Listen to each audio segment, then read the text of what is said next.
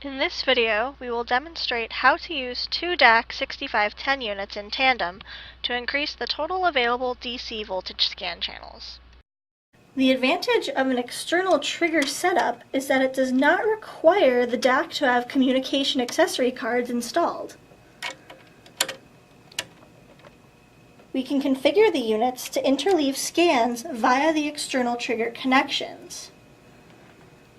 These connections are being made such that the trigger out of one DAQ connects to the external in of the other. We will program both units using the front panel user interface. Set the terminal switches to rear and select Build Scan on the Scan Swipe screen. Add channels 101 through 105 and select the DC voltage measurement function. Add a 0.1 second channel delay.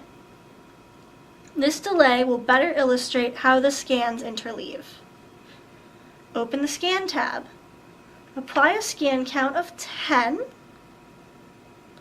and then open the Trigger tab.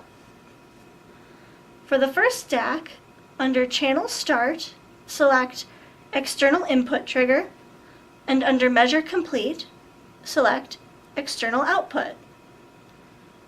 For the second DAQ, select Bypass Once.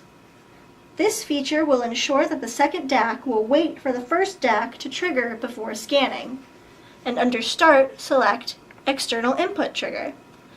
Under Measure Complete, select External Output. Press Home, and then edit the watch channels so that you can better see the channels you're measuring. Then press Start Scan on the first DAQ, and then the second.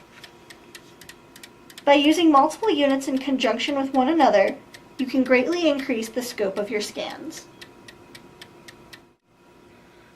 To retrieve the collected readings, press Menu, open the reading table, and select Save to USB.